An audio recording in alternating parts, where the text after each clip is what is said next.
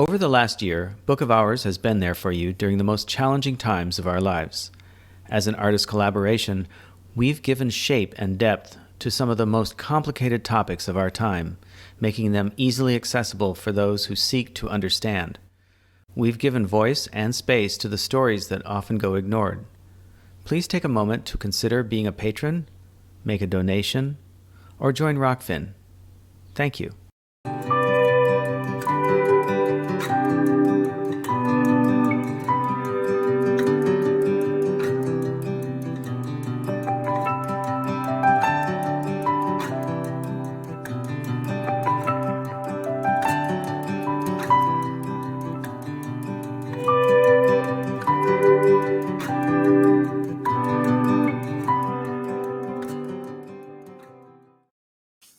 Well, hello. Good morning. Hi.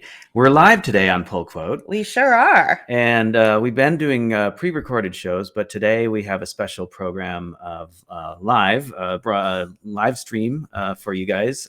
So hopefully the West Coast is waking up to a new Pull Quote. Yeah. For those of you who are watching the recorded version, everything's the same. But today we have... oh, by the way, hello, Rockfin. Hi, Rockfin. Hi, Twitter. Hi, YouTube. And hello, Facebook. And today we have Cindy Sheehan. I almost said Sherman for some reason. Cindy Sheehan, and she's on the West Coast, so it's early where she is, and early for the rest of you watching. Cindy is a peace and justice advocate who became active after her son Casey was killed in Iraq on 4/4/04.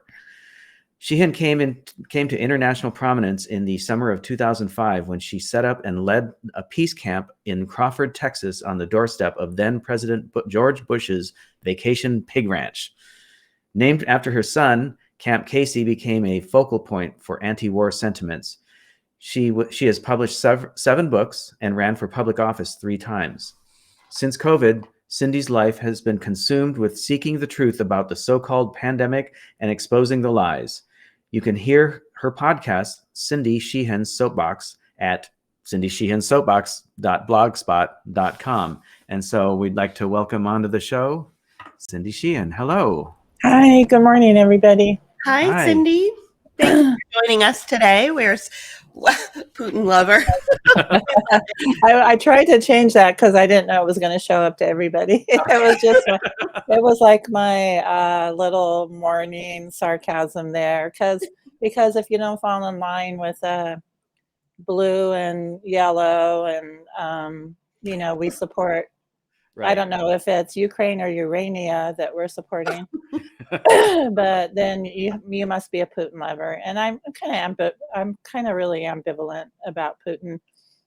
I just wrote an essay called "Protecting Democracy, My Ass," or "How Liberals Left to Swallow Democrat Agitprop," and so I really credit Putin for a remarkable restraint for the last 8 years of U.S. provocation. And so I do think that he's been more of a positive, actually way more of a positive influence on the world than the U.S. government has been under 3 presidents since then: Obama, Trump, and now whatever that is in the White House. I just like... We've heard him referred to as the sock puppet. The sock puppet in chief. Yeah.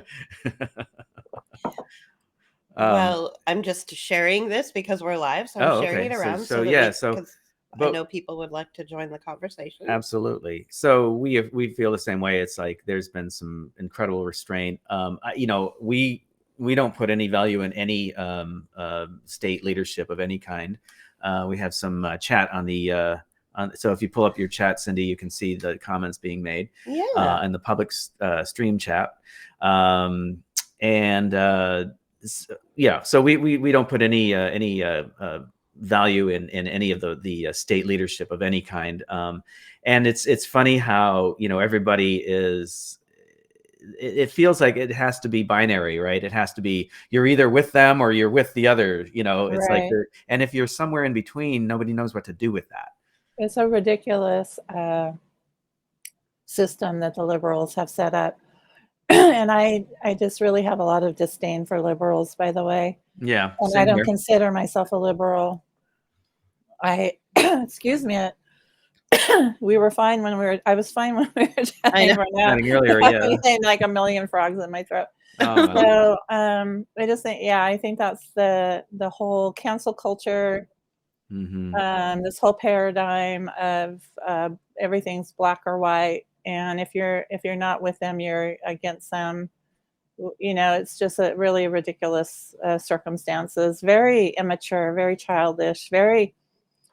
They have a very shallow understanding of politics, of current events, and their understanding is only as deep as what Rachel Maddow, etc., tell them to think. And it's just become so evident over these past 2 years that that's their way of operation. Yeah. Yes. It's really frustrating to see the lack of growth and the lack of critical thinking that you're lifelong friends with people who you've always pretty much aligned with, anti-war, anti-capitalism. But for some reason in the age of COVID, it's like their brain cells just deteriorated and mine advanced. So something happened. Yeah, I've had friends for not lifelong friends, but my son has been dead almost 18 years, and I've been doing this almost ever since he was killed. A few months. I came public on July 4th, 2004, and he had been killed April 4th, 2004. So July 4th was like my first local news thing that I did. But then, so I've made, I guess, some really good friends, but like there's been lines ever since Casey was killed. The first line was at Camp Casey in summer of 2005, where people like Move On and some Democrats came to Camp Casey and told me I needed to support this bill. And they called, it was like to get out of Iraq. And it was really like, it was sponsored by Dennis Kucinich, Neil Abercrombie of Hawaii, and then Walter Jones of North Carolina, Republican, and another Republican. I can't remember. Maybe it might have been Ron Paul, but I don't think so. And so anyway, it was really like this really long timeline to get out of Iraq. And I was like, I can't support our demand is troops out now, not troops out eventually. Right. And so once I didn't support that bill, like moved on from me. and then we had every election I lose so many friends, but I figure though they're all Democrats, Right. And so the Democrats have mostly sloughed off.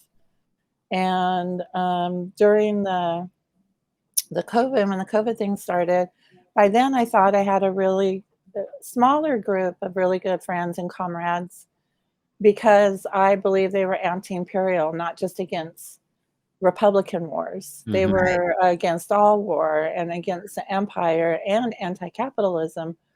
But then the COVID thing happened, and they I was like, how can you believe it? The government is telling us that. The media, the same media that lied about all these wars, is telling you that COVID is, this dangerous pandemic. And can't you believe your own eyes? Right. If I read a lot of fiction, and a lot of it is apocalyptic, and I was like, you would be stepping over bodies, and you're not. Right. Exactly. And I didn't know one person that died until the vaccine. Right. And that's when my friends started dying, when they got the booster shot. I call it the boaster shot. Yeah. Wow. When they got the booster shot. And the thing is, it's so sad because I haven't seen these people for like 2 years, and then I haven't really talked to them because the COVID thing divided us so much. And they not only divided us, they ridiculed me. Mm-hmm.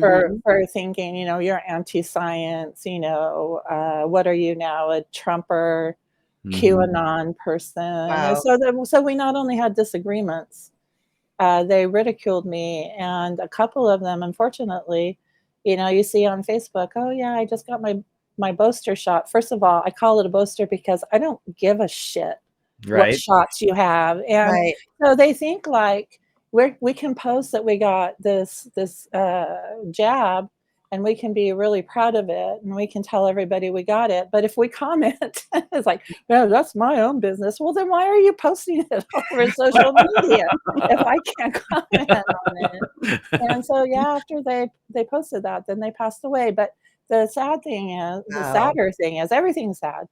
Mm. But the sadder thing is I don't think these people who said, "Yay, you're doing the right thing.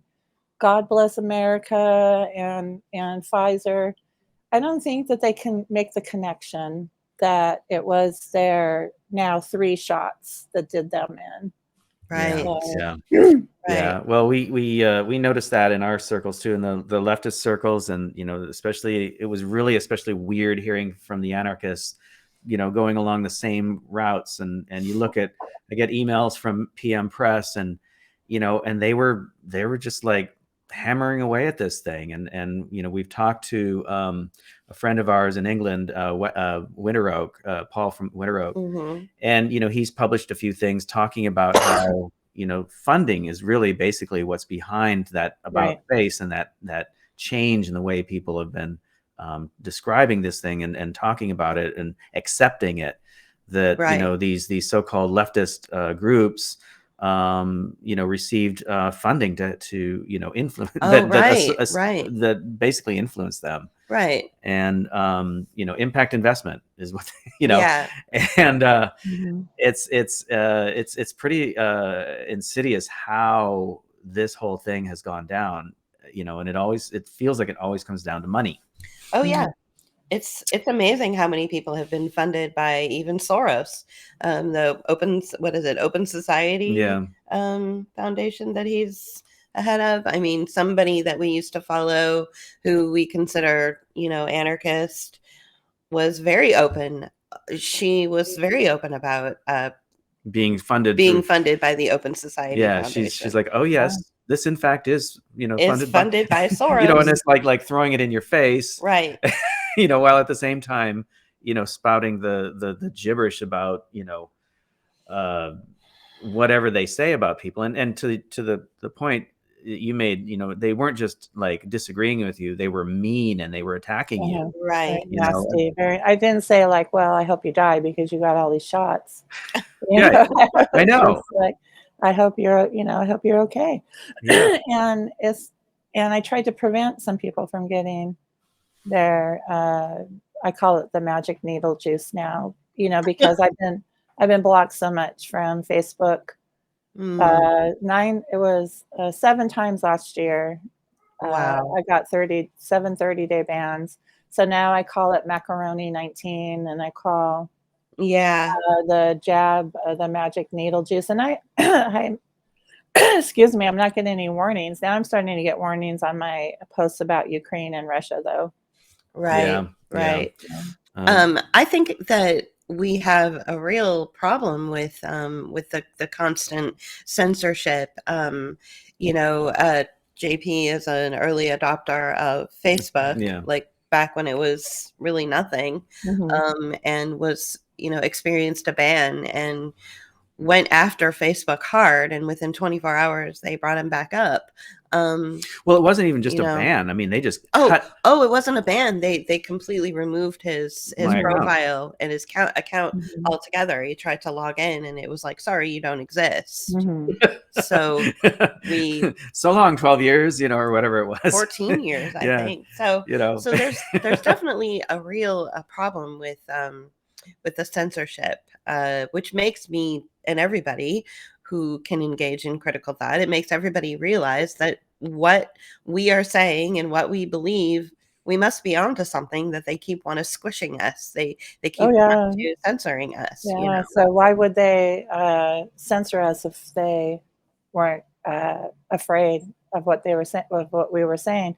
And when you were talking about the funding that media people get, it was proven back during the run up to the Iraq War that the Pentagon paid a lot of shills to go on MSNBC, Fox, CNN to promote the war and to promote and it was all like General Barry McCaffrey. So it was all, or Colonel, I don't care what he was. There was all kinds of paid shills going on to talk about the weapons of mass destruction, Saddam's support of terrorism, blah, blah, blah, whatever. And a report just came out recently about the same thing going on with COVID, is they paid tens of millions of dollars to media outlets to promote the magic needle juice. So it's just, if it's good and if it is necessary and if it doesn't cause a bunch of hundreds of thousands of adverse events and reactions, then they shouldn't have to do that. Right. You know, they shouldn't have to block us from sharing. And so this is the other thing about this past 2 years. It's like all of the people who supported the masking, the PCR tests, then the mRNA vaccine, they would say, oh, we believe in science. Right. So it became scientism. And I would be like, but I can show you, 10 doctors, scientists, immunologists, epidemiologists that say exactly opposite of what your science is saying. And let's look at what your science is saying and let's find out who funds your science. Oops. Pfizer, Merck, Johnson and Johnson, whatever. There isn't that weird how the people who come to support these things are funded by those people. Right. What a coincidence, right? Right. Yeah. Well, and the science always seems to be the thing as opposed to science, but and it is a belief system. And we did a video where we were calling that out and saying, why do you have to believe in the science when science is not something you believe in? It's a method of investigation. Right. Right. So it's always funny, we always go to the language and look at how things are presented and how things are said. And, we see how things track over time, how things get introduced, and, I remember back a few years ago, maybe after the 2016 election, maybe around that time, they were talking about climate change and, the science is settled. The science is settled. Oh, right. Julie, the science is settled. Cindy, the science is settled. And, the thing about that is that, science is never settled. Science is always an argument between people of different opinions who have, different, proofs that, whatever their experiment, that they ran, different outcomes. And it takes time to really come down to whether something is scientifically proven or not. And even then, new findings can lead to new opinions. And so it's just, the science is never settled except for maybe gravity. I don't know even about that these days. Right.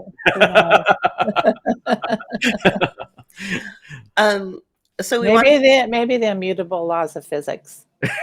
Right. Maybe we can say those are settled. You ran for the Peace and Freedom. You ran on the vice presidential for a vice presidential ticket for the Peace and Freedom Party. Can you explain that or talk about that experience? What led to that experience for us? Well, my first run for office was in 2008 against Nancy Pelosi in San Francisco, and I ran as an independent. That was a really good campaign, and I just was reading some I don't know, something came up and it was about that and about my totals, and I actually got more votes than I thought I got. So because it takes a long time for all the votes to finally for the votes to be settled, and so I came in second, and we had a really good campaign. But that's funny because CNN, I don't know if they still do it, but the last time I checked, they always have like an archive of elections.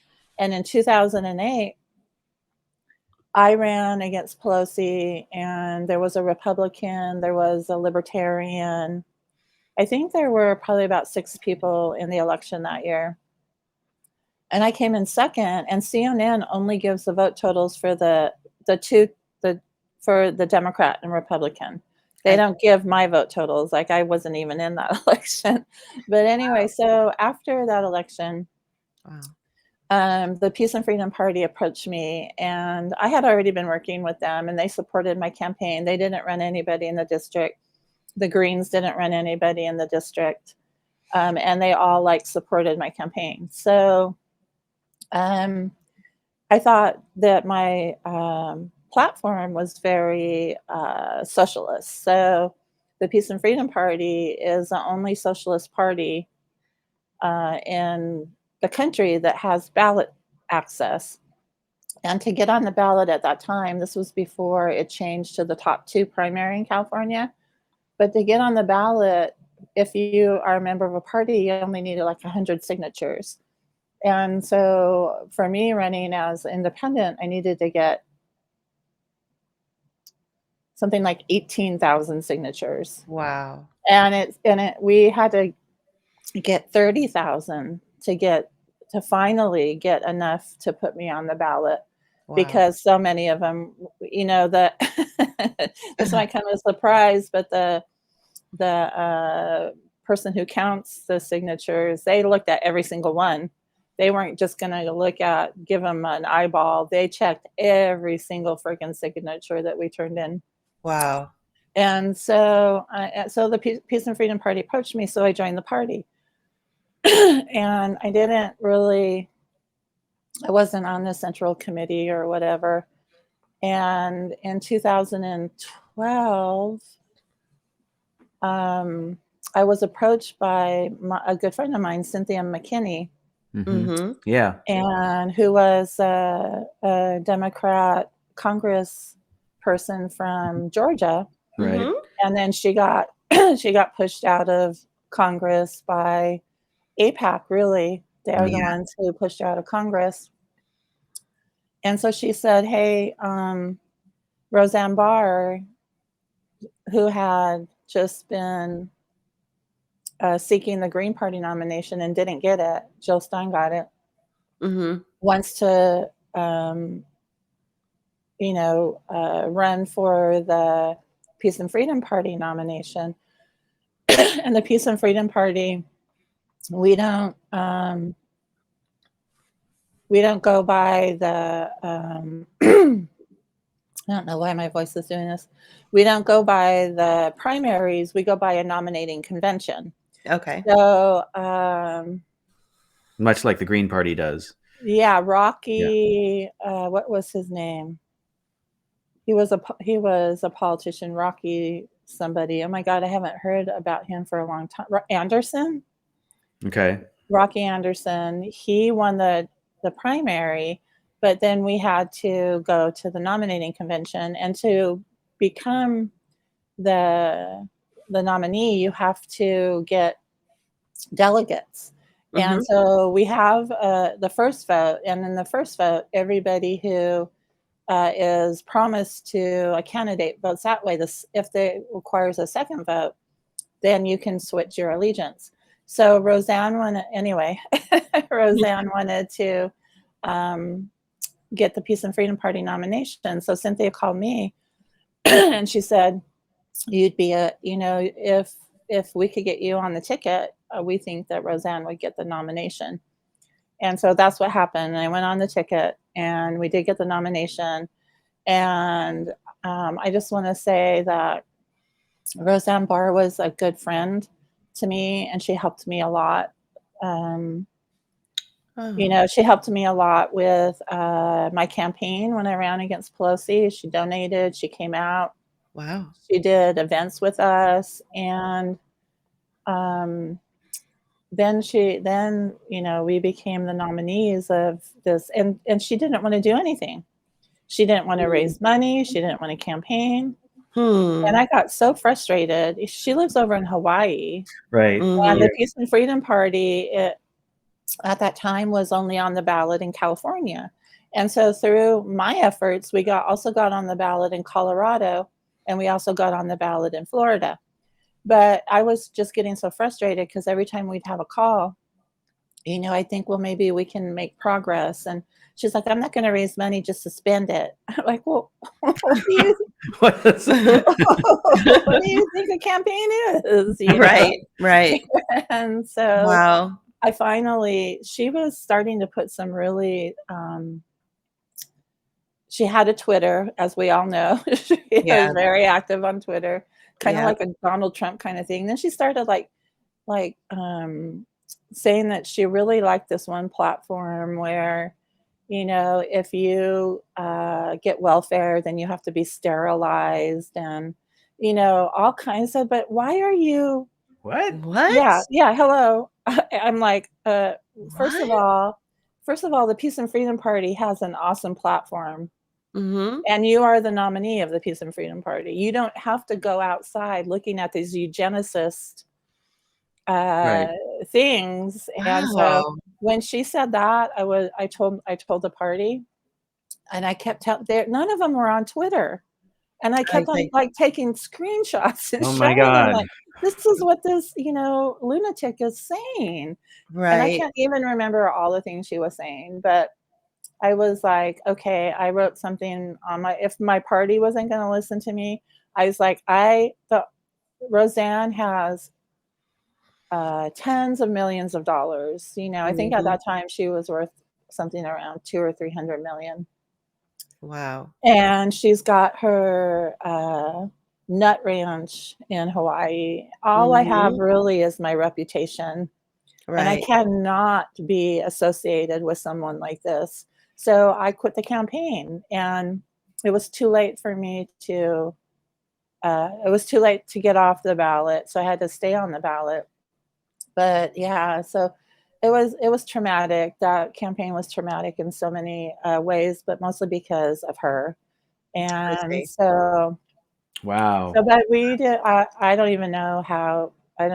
We did. Maybe I think we came in like fourth or something.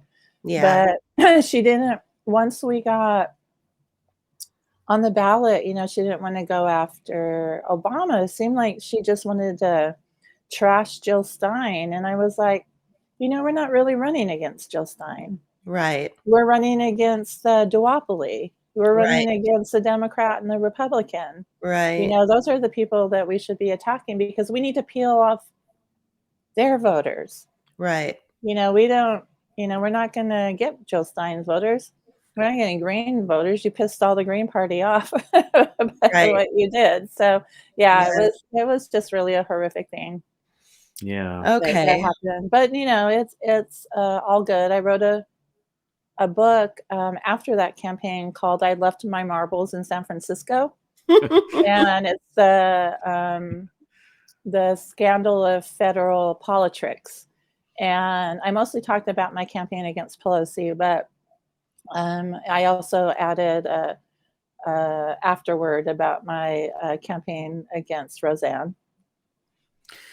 For some reason, I thought you ran for mayor in the East Bay somewhere, like Richmond or something. Whatever. No, I used to live in Berkeley, and then I lived in Oakland for a little while. I lived in San Francisco, but yeah, no, I never ran for anything like that. So yeah, I'm not sure why I got that idea in my head, but yeah. So okay. Okay. Well, that actually clears some things up. I think it clears a lot of things up for people who've been following your life for the last, since 2004.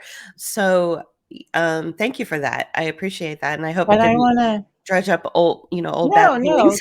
No. I mean, I'm an open book, and everything's just right out there. And another thing I want to mention is that in 2020 or 21, I left the Peace and Freedom Party because they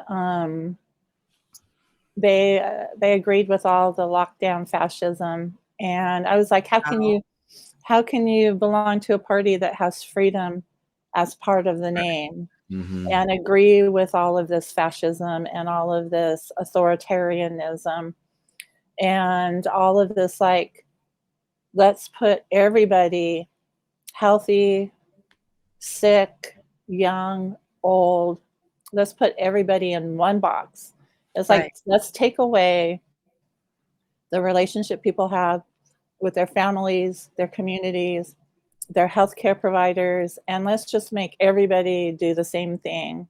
Like, we're all the same type of person. And so, yeah, I left that party as well.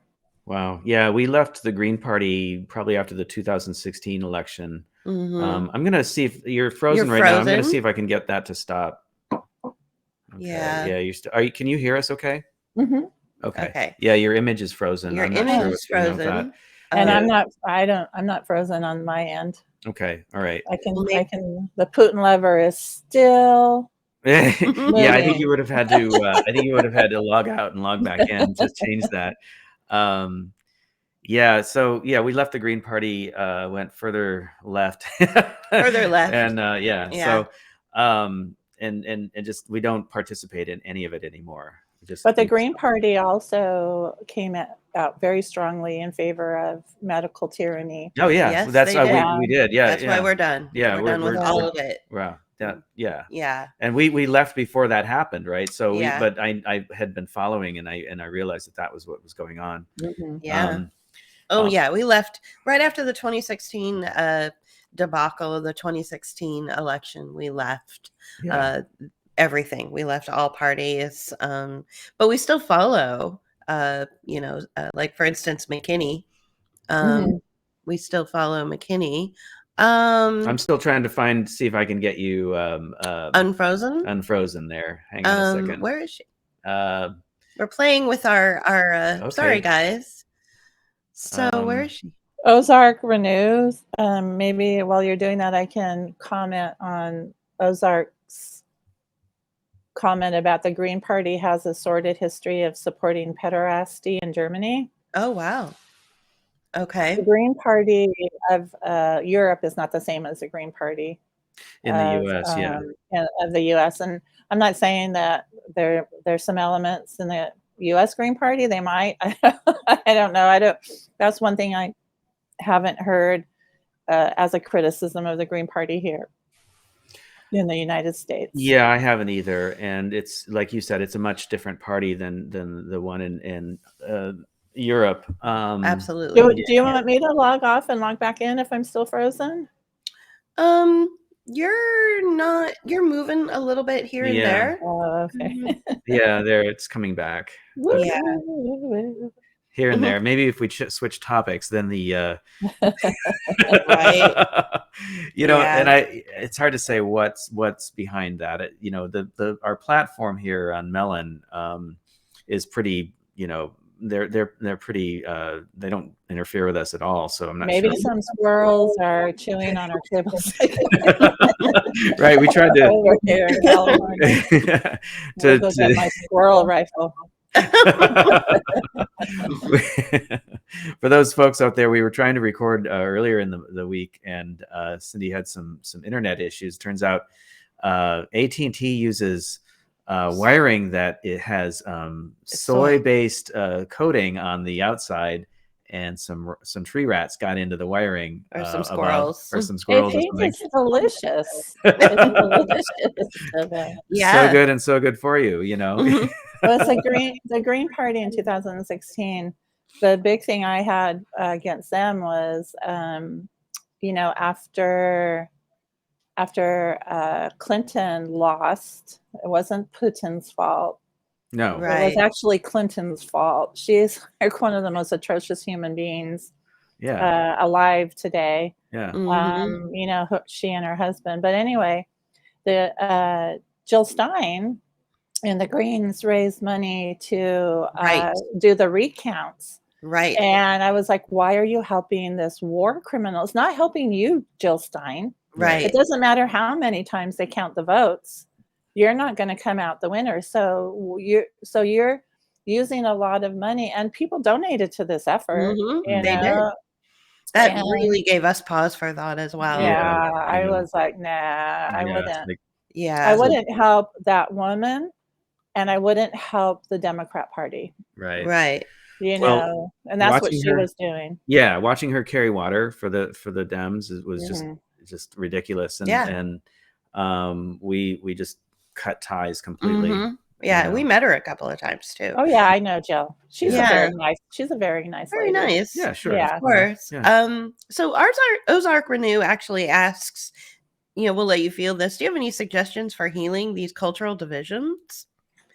That's a loaded question. It really is, because I feel like we've been trying to do that for 2 years now. I mean, I've been trying to do it for since my son was killed, because like I was saying earlier, there's a line that I seem to cross and go ahead of people, and all of a sudden is I never changed, but their positions solidified. Like, there was the Trump line when Trump was elected into that, whatever it happens, I don't trust elections at all.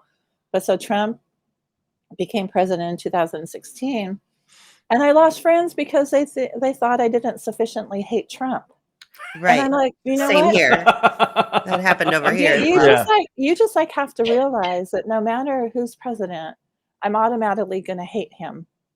Same here. So it's Right. like I do hate him, but I think you guys are getting a little hysterical. You're Right. getting a little like personality driven, Right. instead of policy, and these policies aren't something that just happens when we get a new president. They're deeply entrenched for centuries. Right. The policies. And so anyway, I think social media has really messed discourse up. Mhm. Yeah. It's messed debate up. There can never be any rational, polite debate about how can we figure these things out together as a community. It's always like two rams butting heads all the time. Mhm. And as we talked about earlier, the funding for social media and the censorship makes it really hard to get viewpoints out. And so I think the best way to heal any kind of cultural divisions is to do it on a very micro level. Do it in your neighborhood or because that's where you have to live. You don't have to live on social media. Right. But it just seems like social media has created this thing where we have to get put into our little pigeonholes, and we can't venture out of them. And this is all self-limiting, right? It's not anything that's been I think the algorithms and everything kind of push us into these kinds of situations. But I just used to be so like understanding, and it used to be like, before my son was killed in 2004, I was a Democrat, and I've grown. People can grow. I hope that by sharing information, but I'm just like the other day, I just put a status update, something like, people are doing this, like they're telling Florida gay, Florida. We have to say gay to Florida because they think Florida has this bill that you can't say gay, which is the bill where you not allowed to teach transgender up until 4th grade, I think. And so the liberals have said that means that you can't say gay in Florida. It doesn't say that anywhere in the bill. And so, Wow. Yeah. So there I was like, you guys are, I'm sorry, you guys are disgusting me, because there's this issue going on in Eastern Europe that could lead to the total annihilation of the planet. and you're friggin' saying gay to Florida. Right. You know, Right. grow the hell up. Well, Please, You know? it is amazing to us as Yeah. well. The and we talk about language a lot, and And how it's the president that they support. right. That demented creature, that Mhm. ghoul, and his vice president, who is she a robot? Mhm. You know, is she like Basically, Yeah. is she she is. an android that they wind up, and then she kind of Well, she's just a San does dumb Franciscan, so there you things? go. Yeah. She But yeah. Ozark had my thought to strive for a left, center, right, independent political coalition party to compete against the duopoly. Ron Paul strived a couple years for such a party. Mhm. And, you know, I have been more aligned this past 2 years with uh, the center right with my positions on COVID. There's not a lot of left leaning people who have the same positions that we do, you know. Nope. Mhm. No, there And isn't. so it's become anti-intellectual to be pro thinking for yourself, I guess. Mhm. And so I, you know, Ron, what gets me is Ron Paul and Bernie Sanders have been able to like electrify young people. I'm like, those are two old white guys. How come you guys are so excited about them? You know, Mhm. so Yeah, I don't get it either. Well, yeah, I think people want the cuddly wuddly grandpa or grandma. yes. I think that's I know this is going to really offend some people, but I think it's the millennial generation. They got along better with their grandparents than they did with their parents, I believe. And so they Mhm. responded really well to Bernie Sanders. That generation did. There's And something Ron about Paul. and Ron Ron Mhm. Paul. Paul got so much support. And I think Ron Paul has more integrity than Bernie Sanders does Yeah. on Yeah, any day absolutely. of Yeah. the Yeah. week. I mean, if So you were to compare them, but you know, Yeah. we're still like, Well, yeah. yeah, so I like yeah, I'm like you can like Ozark said he agrees with local actions. I think when you have local things, we've had a lot of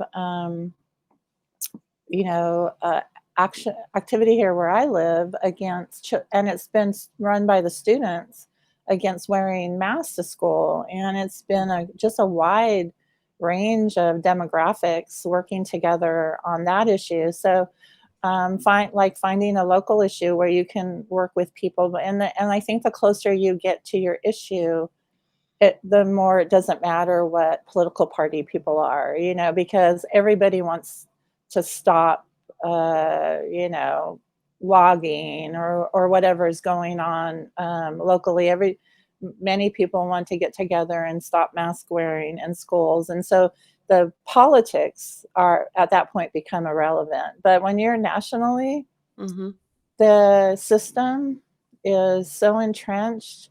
We really need we're seeing this at you know at this time, the collapse of the US empire. It can't sustain itself. So if we're working locally to build community of like-minded people around certain issues, then when the empire does collapse, at least we have a local support system in place.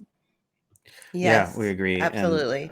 you know, and we've been talking about how the global governance is starting to, you know, take form, and you know, the fact that we're seeing the collapse of the U.S. empire, I believe, is part of that and intentional. Mhm. I think Mhm. they're basically flying it into the ground, Mhm. uh, the big nosedive, Yep. intentionally. That's my own opinion, but Yeah.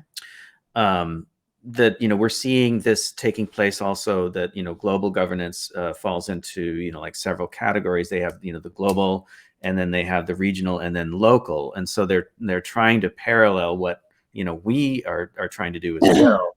But that local power, you know, you're seeing big city neighbors, big city mayors becoming more popular, more powerful than state governors, And the governors. and the Yeah. governors are basically going to go away.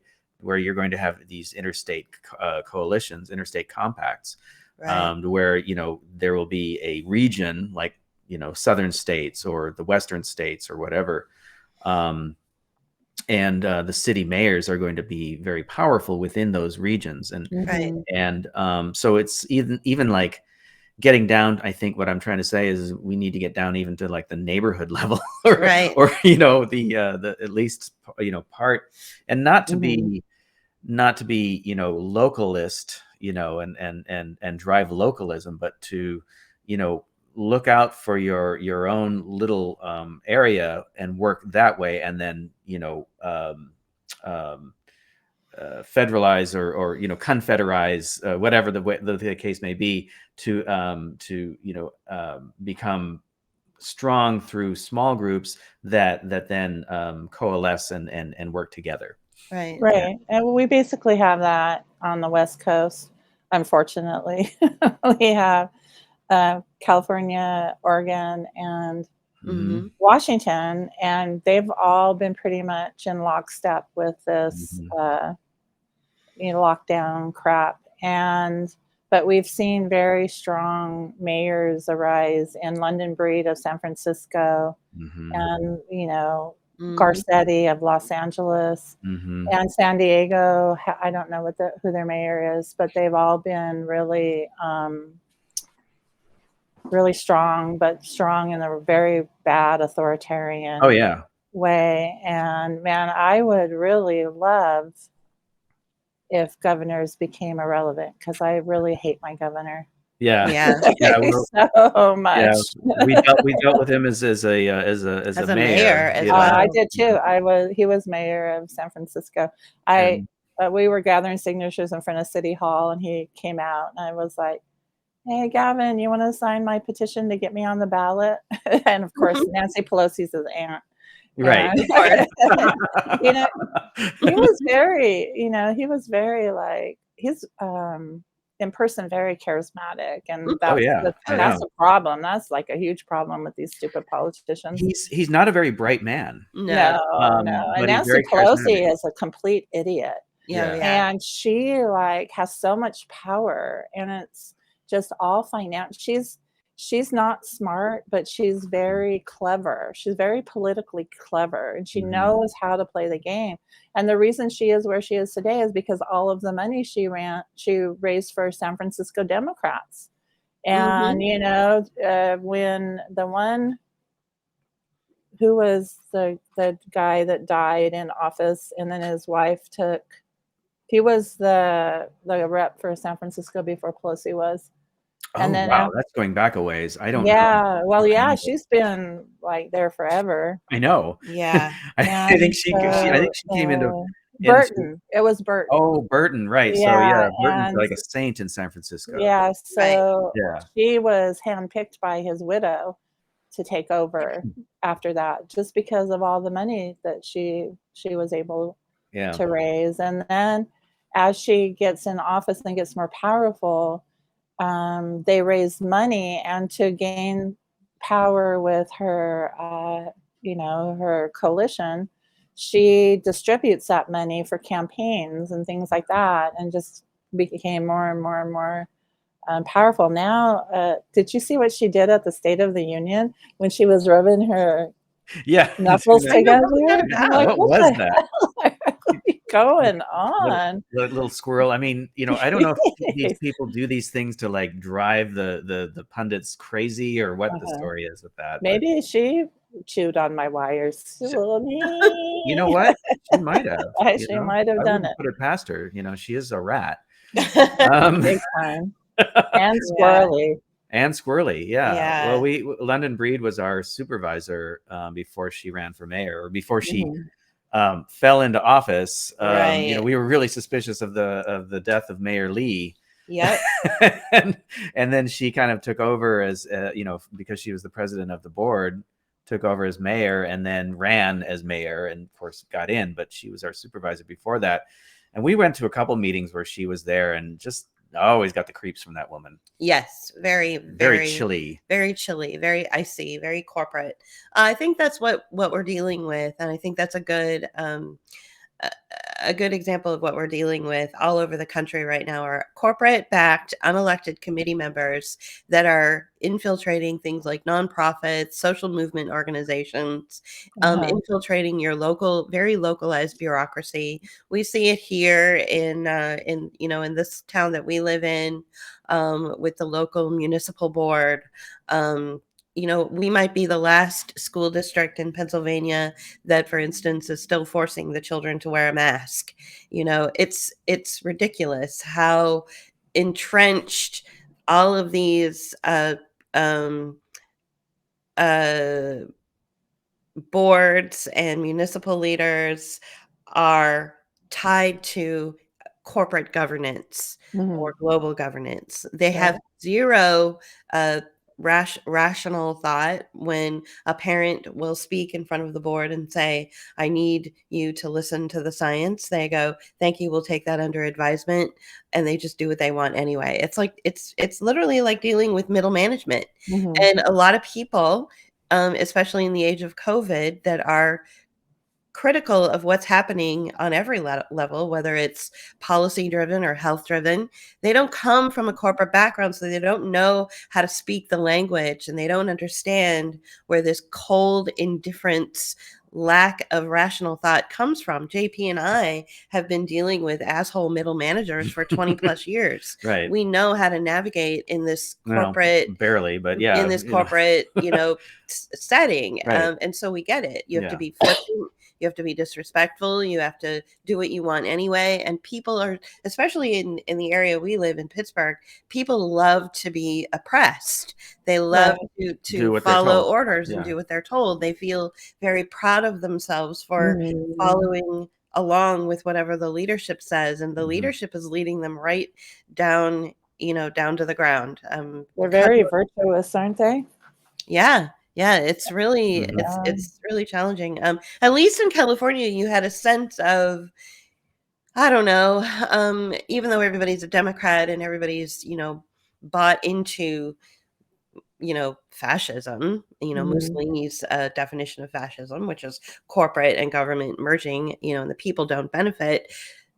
At least in some way in the San Francisco Bay Area, there were some people there that were like, no, we have to stand up and just say no to all of this. You don't get any of that in Pittsburgh. You just get this complete subservience to the corporate dictatorship.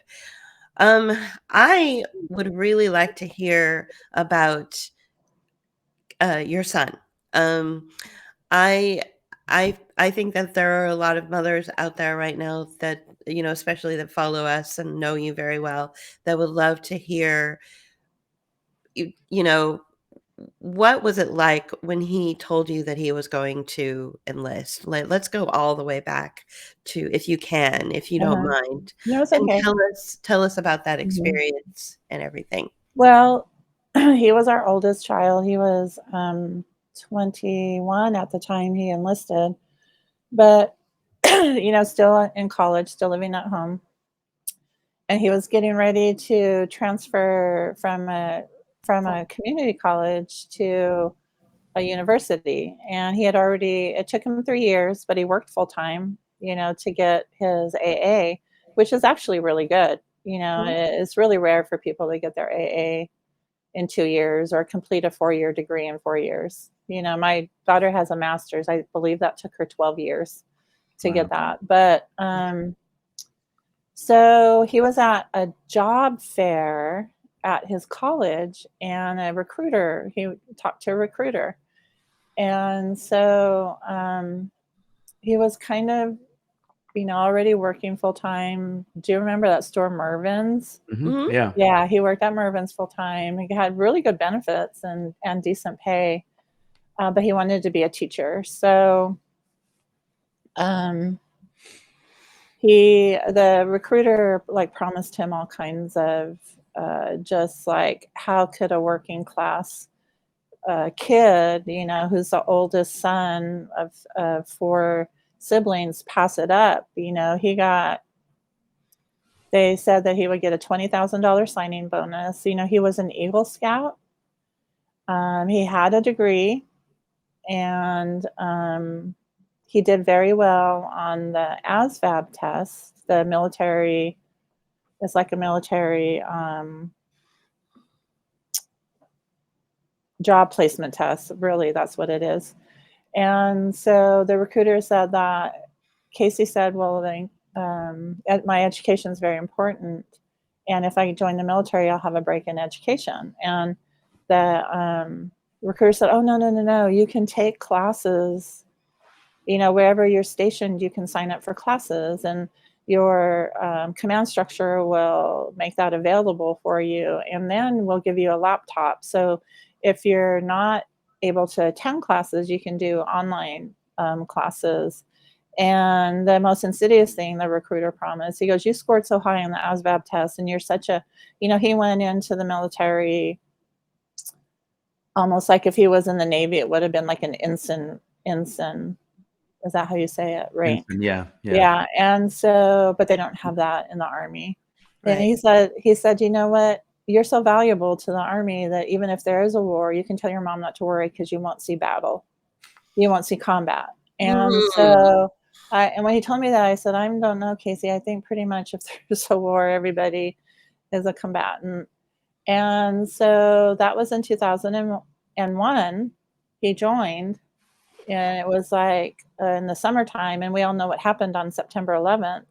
And so he was stationed at Fort Hood in Texas, and he was with the 1st Cavalry. And so 2001, the U.S. invaded Afghanistan. The 1st Cav didn't go. In 2003, they invaded Iraq. And Casey went the year after. And so this boy that was promised this very wonderful man, he was 24 at the time, who devoted his life to church, family, and Boy Scouting. To attain the rank of Eagle Scout is not easy, trust me. It takes the whole family to have this, and the whole troop, and everybody has to get involved. And his Eagle Project was planting 1,200 trees in the Angeles National Forest. And so we had the whole troop go up to the forest and help us plant trees for him. And so he was promised he wouldn't see combat. He was a Humvee mechanic, and he was promised he could be a chaplain's assistant, is what he really wanted to do. But when he got to boot camp, they said, oh, that MOS is full. You can be a cook or a Humvee mechanic. And so if you knew Casey, it was like neither one of those would be a good fit. No. And so he became a Humvee mechanic, and they had been in the country in Baghdad, is where he was stationed, for probably about 10 days when he was killed in combat. And he was forced to go. I've heard from his buddies who were around him since then that he said, no, I'm not going. I'm a Humvee mechanic. I'm not. He was supposed to. The Shia in Sadr City were uprising against the U.S. military. It was shortly after the Blackwater contractors were mutilated and hung off a bridge in Fallujah, which isn't too far. And Fallujah had already been rebelled, and now Baghdad and Sadr City was rebelling. Exactly. Yeah. So also the 1st Cavalry was taking over from the 3rd Armored Division of Germany. And I've heard from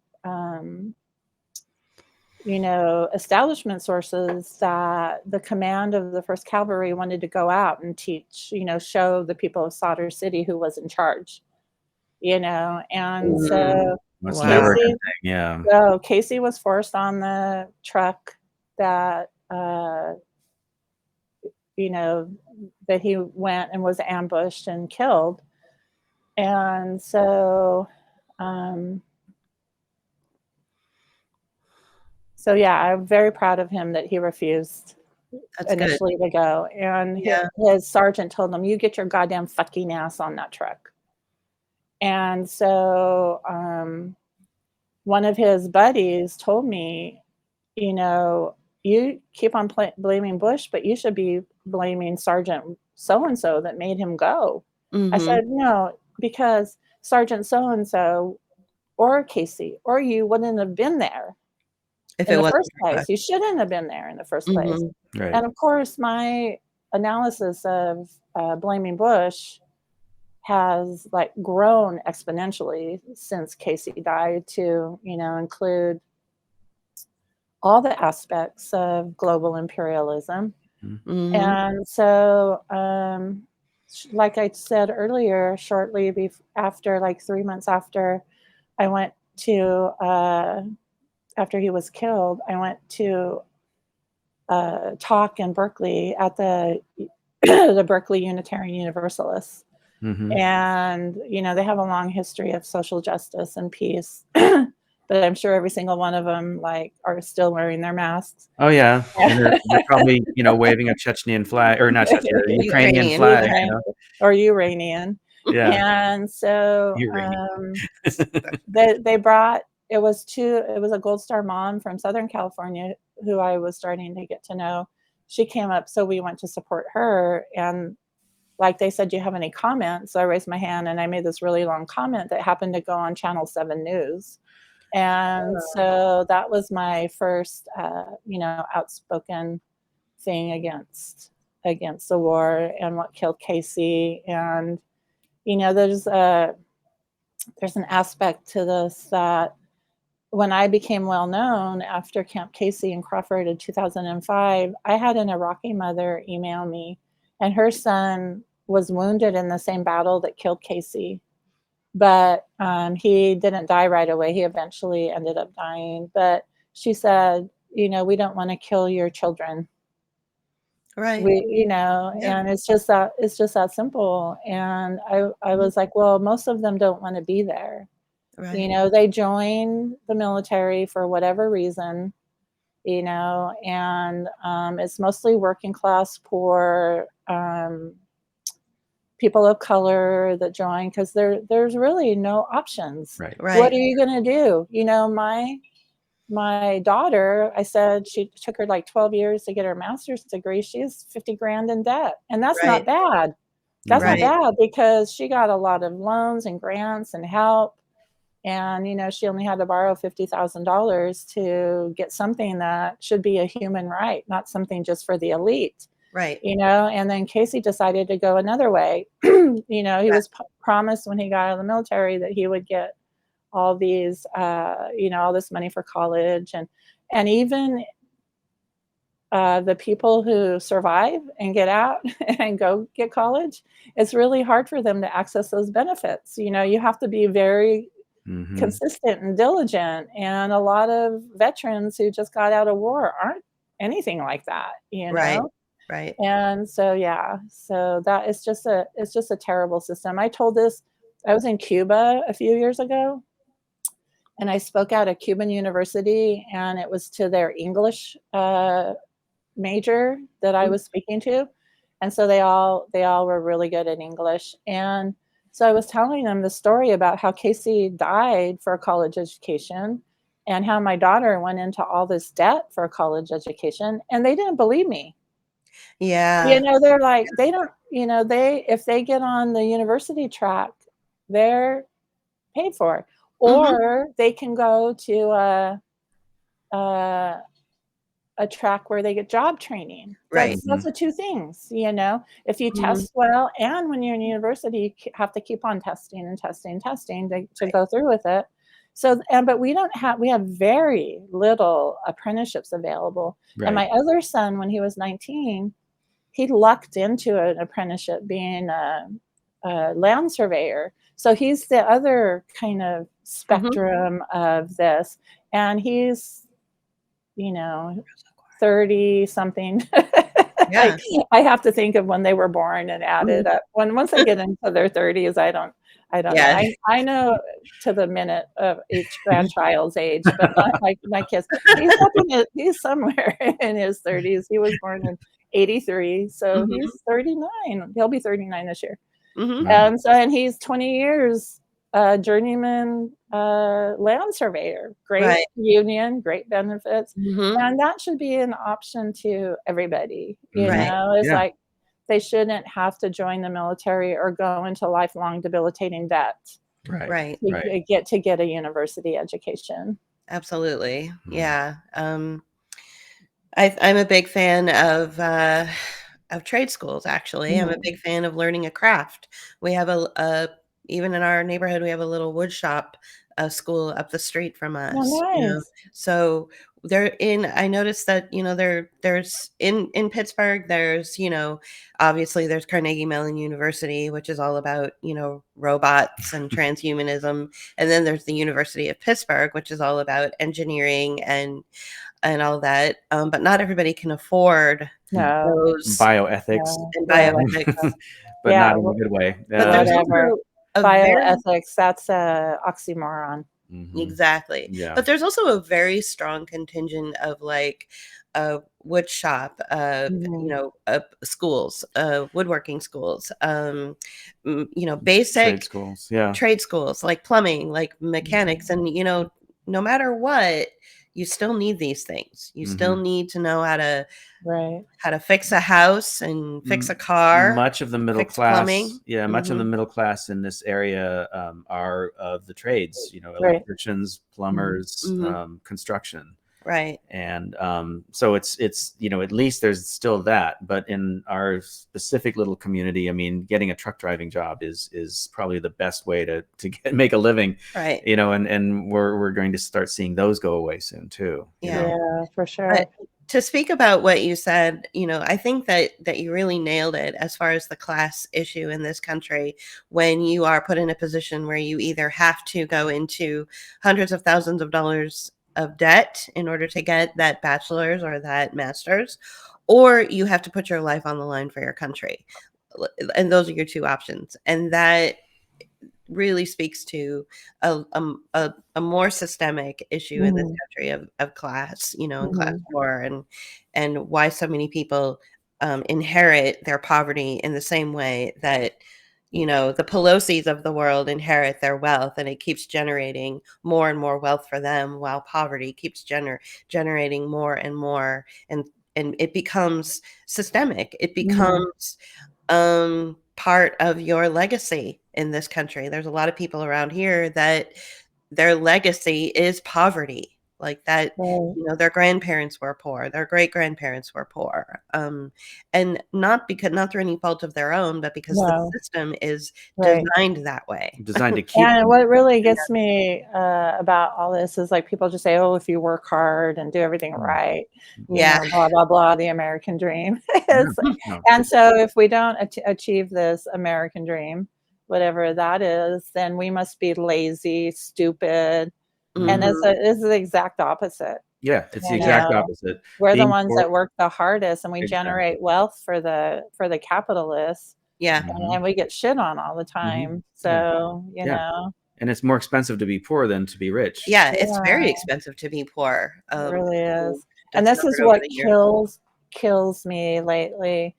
It's all of these liberals who are saying, I would pay $15 a gallon for gas if it meant that we can, you know, keep Ukraine free and keep it democratic, which it's never been either one of those, Right. you know. Right. And so Russia is more free and democratic than Ukraine is. But so okay, so they're saying that, or they're saying, buy, well, if you don't like it, buy an electric car. If you don't like it, move closer to your work. Like we have all of this this financial flexibility. It's like, so what you're saying is you support the war machine here in the United States and the oil companies more than you support your fellow workers. Right. You know, and what you're saying to these workers is, you know, it's just absolutely ridiculous. And if we could afford an electric car, you know what? Those don't generate any kind of positive energy, uh, whatever. We have wars for lithium. Who Right. was it like Elon Musk? Was it when there was a coup in Ecuador? And he said, well, coups happen, and there's a lot of lithium mining there, and he needs that for his stupid electric cars. Right. So Exactly. And it seems to me that Ukraine may have a good supply of lithium as well, but I can't be certain. I don't remember if I read that or I'm not not. certain about that. Yeah. They have a Um, lot of good things the U.S. wants. So oh yeah, absolutely. Well, a lot of juicy things. I was reading combined Russia and Ukraine combined supply over half the world's supply of sunflower oil, which, is used a lot in food preparation and, like packaged foods, Right. and so it's kind of remarkable, what is going on there. And we always say it always comes down to money, and it really is. And then power, of course. It's a cash cow. It's a cash cow for the war machine, and that includes the oil companies for sure. So like, really, if the oil companies just didn't want to have, all these enormous profits, then they wouldn't have to raise the price of gas at all. And they'd still be okay. Right. They wouldn't like be hurting. We wouldn't have to have a GoFundMe for Shell or Chevron, or same thing with Pfizer. Right. It's like, why do you have to charge so much for your drugs? And they say, oh, but they're free. The people tell me the jabs are free. Yeah, sure they You are. gotta be stupider than I even imagine. Who do you think's paying for those? And then Biden said, I've ordered millions and millions of pills, the Pfizer Mectin or whatever. And so Biden's not making a check from his personal account for those pills he ordered. And I'm just wondering if he took all of them before the State of the Union, because he was pretty fuzzy. Joe, did you take millions and millions of those pills? Right. That was just a surreal State of the Union address. Between him and Pelosi, and then also, somebody was saying, what was it? He said something like, instead of Ukraine, I think he said Iraq or something. He said Iranian. Is that what he said? That's why I keep on Iranian. calling him okay. Iranian. I thought he said. I thought he said Iranian. Some people thought he said Iranian, but if you listen, he said Uranian, like that. Yeah. And weird. So I don't usually watch that kind of stuff, but I turned it on and I couldn't stop watching. It was so fabulous. It was so amazing. I just couldn't stop watching, and I had a little running commentary on my Facebook about what was happening. But yeah, no. Well, we watched the Trump speech at the CPAC, and we figured that since we watched that, we should watch the Biden speech too, because they're both like, any Trump speech, especially Trump, it's like, he's like a comedian, Catskill comedian, right? And so we're like, well, we might as well watch the other clown show, right? Yeah. I didn't watch the Trump. Oh, yeah. I mean, it's funny because it's pre-election speeches, so they're a lot more candid. Right. They're a lot more candid. Right. And so he's more off the cuff and more, in some ways more real. And it was CPAC, right? Yeah, CPAC. So, but when Joe Biden's off the cuff, he says stuff like, "I wiped my butt." I know. Well, we don't want Joe Biden to be, or my butt is wiped. I forget what he said. Oh my butt is wiped. Oh my God. Good for you. And he's always been that way. He's always been that way. And he's always been the guy that the Democratic Party uses as the, as the attack dog. Right. And to, go after whoever he, they're trying to denigrate at the time. Right. And so, his that's been his purpose, and he's awful. I would like to, before we end, there's one more thing I would like to talk about, but I'd also like to show your website. I think people would love to support you, and they'd love to know that you actually have a great podcast, which I've listened to and got a lot out of it. Nice. So Cindy Sheehan's Soapbox. Yeah. So tell us about this, because I was wondering, first of all, is this a radio show that then you port over to a podcast, or how do you do that? So I used to be on the Air America affiliate in San Francisco right after my run against Pelosi, but it was costing me like $1,100 a week. So it was mostly like I was an infomercial Wow. than a radio show. So I just started doing my own and hosting it at Cindy Sheehan's Soapbox. So I've had situations where it was like on iTunes or whatever, but iTunes kicked it off and I can't get it back. I can't get it back on. So, but I was telling you guys, I want to do like more of what you're doing right now, and I got to figure out how to do that. But Well, we can talk offline. yeah, I've and had talk it about for since 2009, Cindy Sheehan Soapbox. So Okay.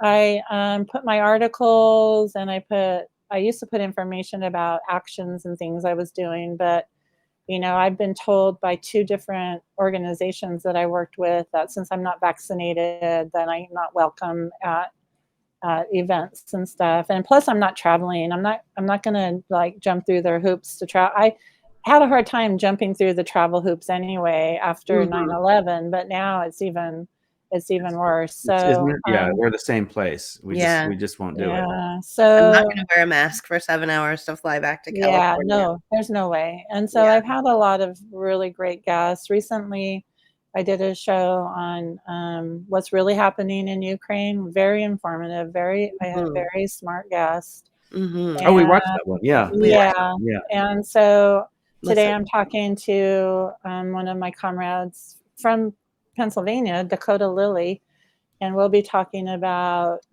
he's an expert on Venezuela, so we'll be talking about this delegation from the U.S. to beg Venezuela to sell them oil after they've been like 2 decades of trying to kill the democratically elected leader, overthrow the revolution. They call Maduro an evil they don't even recognize Maduro as president of Venezuela. The other guy, Juan Guaido.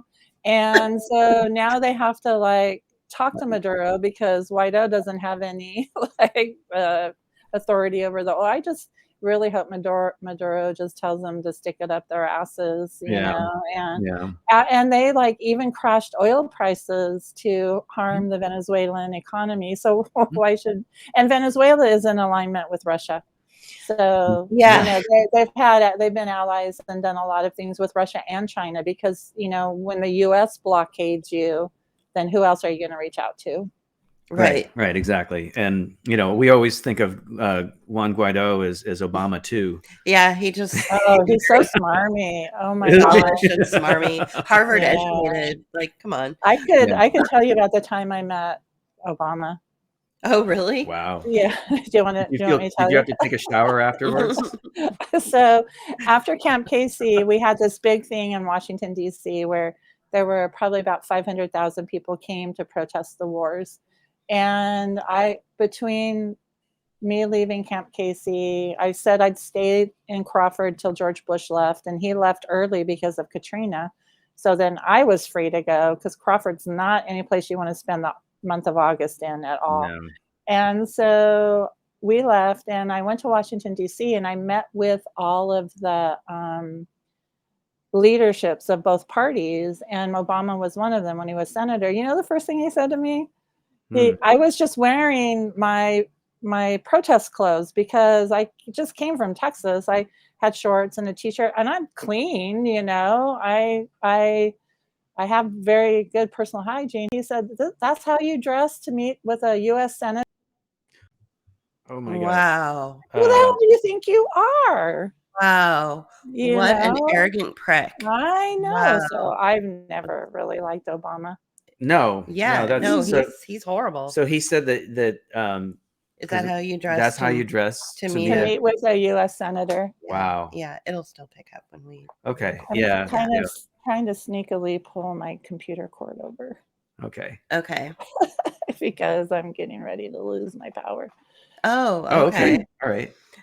Do you have time very quickly to tell us about your experience here in Pittsburgh at the G20? Oh my God, that was so crazy. So I think, was that in 2009? I believe, 2009, 2010. It yeah, was early in Obama's presidency, but so they were organizing a big protest against the G20 and everything they stand for. And I went, and there was more cops than protesters. that's right. They brought in cops from all over the country and National Guard. And so I was walked by one National Guard contingency, and they recognized me, and we were chatting. And I was all like, why are you, and I say this to all police that arrest me or I come in contact with, I'm like, why are you in alignment with ruling class? You are workers, you come from work, and especially National Guard. Cops are on a different level, especially since 9/11. Mm-hmm. And so, but the National Guard, and so we chatted about that. But I always tell them, and a lot of the law enforcement that I come in contact with, they always say, Cindy, we support you. Like they kind of, Mm-hmm. I'm like, well, I'm not going to believe that till you arrest, the troublemakers and stop Right. arresting me. Right. So I'm not going to believe that. Let's turn around and go arrest everybody that's across the fence at the G20, and then I'll believe that. But it was so brutal, the oppression at Pittsburgh G20. That was the first time I was ever tear gassed. It was the first time that they ever used the. That's a nice comment, friend. Isn't it? Yeah. Yeah. Thank So you. that was the first time they ever used the LRAD, that noise. Mm-hmm. Oh, right. Yeah, the acoustic weapons. The acoustic, that is really terrible. It's not the sound, which is bad enough.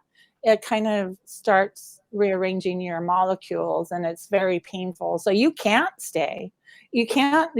use earplugs or whatever. That doesn't work. Yeah. And another thing is, the protesters were told no helmets, no gas masks, no bandanas. We couldn't wear anything to protect ourselves from their brutalism. Right. And so one day we were there. And I ended up in the hospital because of the tear gas. I got a really bad case of something in my lungs that hasn't been right since then. And so we went to support a protest on campus, and the cops were literally, if a student was riding his bike through campus, they were knocking them down and arresting them. They weren't even part of the protest, Right. And Yeah. so as somebody,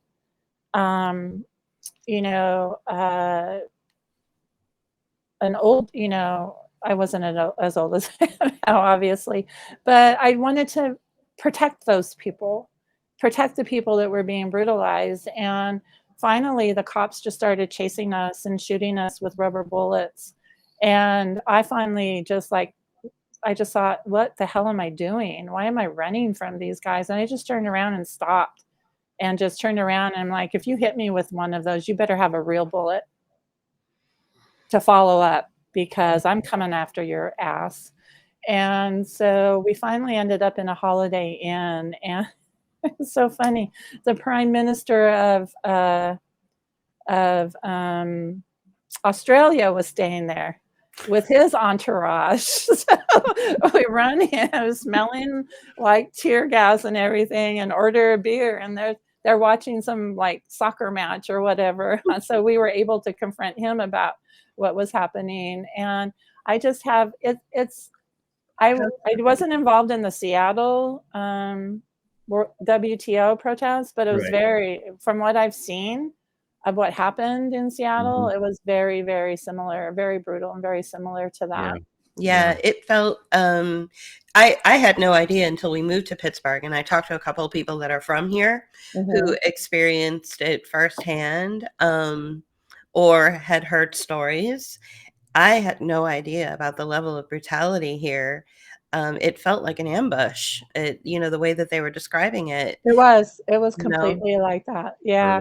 And they had so many cops, they could corner us into situations that we couldn't escape from. I ended up not being arrested for that whole time, which is strange, but That's good.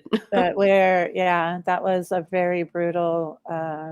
And since then, it seems like the rulers, what they call the Great Reset and stuff, are just accelerating their program, and they use this COVID shamdemic, scamdemic, whatever you want to call it, to accelerate their total domination over workers and poor people. And it's just, look at how much wealth was stolen from the working class. There's no middle class. yeah. There's hardly any middle class in this country. No, there so isn't. the working poor class, there was a huge transfer of wealth, another huge transfer of wealth. And it's almost like COVID was almost like a bubble. You know, like they have these big tech bubbles or housing bubbles, whatever. They make money when it's inflating, but they make more when it pops. Right. You know, and I think that's what they used COVID for, and that's why they were so diligent. Yeah. And I just want to tell Ozark that I'm a very strong believer in holistic and natural medicines, and so I appreciate his suggestions. Yeah, thank you. Thank you, Ozark, for that. Well, and thank you, Cindy. This has been, it's been about an hour and a half now. Yeah. So we really, really appreciate you taking the time out of your early morning to speak to us. We have been fans for years, and so we feel very honored to have hosted you on our platform, and we hope that we see more from you on your on your podcasting and whatever else you do in life. And I just want to really thank you for inviting me and for your flexibility. Absolutely. Oh yeah. Yeah, absolutely. And we can have a session, off another time to tell you about, some other options for you. If as far as if you want to widen your reach, in podcasting and things like that. Yeah. Yeah. Okay, great. Awesome. Yeah. Cool. All right. Well, we will see you in a bit, but we're going to wrap up the show now. Okay. Right. So thank you everybody for listening as well. Thank you, Cindy. Thank you. All right. Well, I hope everybody enjoyed that. Yeah, I did. That was truly enjoyable. It went by so fast. It always does, but it did, especially this time. Especially this time. Yeah. It's funny because I've known about Cindy for so long, like you said, and I forgot to mention that our good friend in San Francisco actually met her and protested the war in Syria with her in San Francisco years ago. Oh, right. So he was especially excited about this talk we had today. Yeah. So and it's funny because it's almost like, I feel like I'm speaking to a legend, so it's kind of fun that we got a chance to do this, so we were really happy that she agreed to come on. Yes. So it was worth the wait. Absolutely. Yeah. Totally. It was a little touch and go for a little bit there, but we're glad that we got to do this live as well. So for those of you who had the opportunity to comment, thank you for your comments and your suggestions and things. We're glad that we got a chance to do a live show today. So I love the live aspect of this show because we do see the real-time comments and the interaction, which helps our guests feel listened to. It helps us ask the right kind of questions.